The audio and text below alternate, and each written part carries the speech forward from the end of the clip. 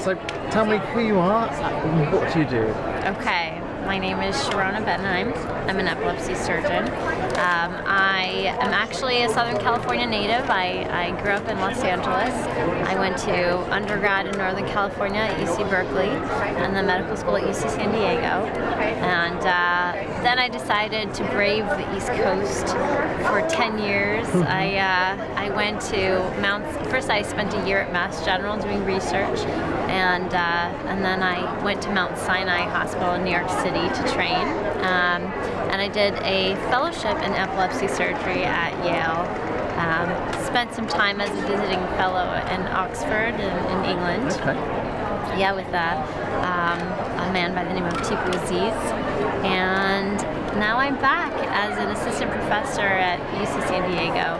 I am in the functional neurosurgery program and really trying to bring all of the new and exciting technology that's recently come out with epilepsy and epilepsy surgery in particular to San Diego. So tell me about the technology. Do you work with, for example, robots in surgery?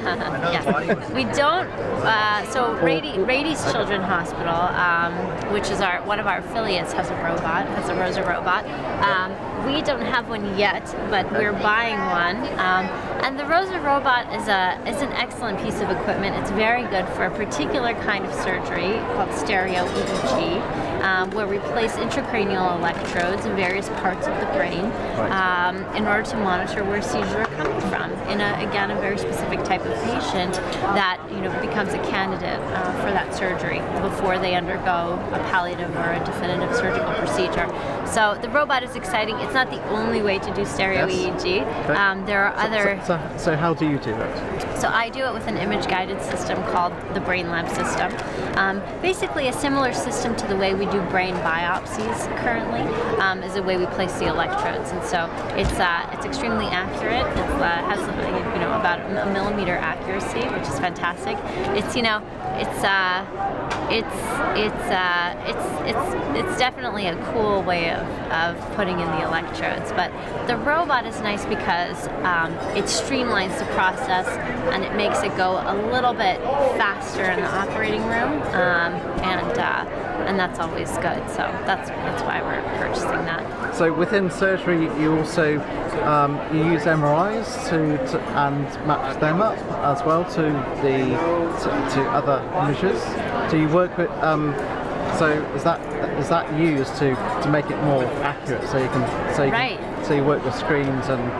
Right, absolutely. So so we use a stereotactic image-guided approach, and so what that means is so there's many ways to do this. The probably most streamlined way that we use not only for epilepsy surgery but also for brain tumors and for other types of surgery where we need image guidance is the patient undergoes a scan, either an MRI or a CT. It has to be a specific sequence that has thin cuts and can incorporate parts of not only the brain but the face. And so then what happens is the patient comes into the operating room, we load the sequence up to a stereotactic image-guided system, and then what we can do after the patient is asleep is match the contours of the face to the contours that we see on the MRI and get an accurate localization. Okay. Yeah, and then use that for navigation, which is really cool. In the past, and sometimes we still need this, in the past we used to have to do rigid fixation systems where we physically bolt a frame to the patient's head, but now that's not always necessary, although it's still necessary in some cases. Okay.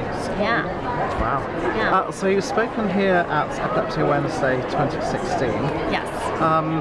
Do you have any interesting questions from the audience? The thing that I find most interesting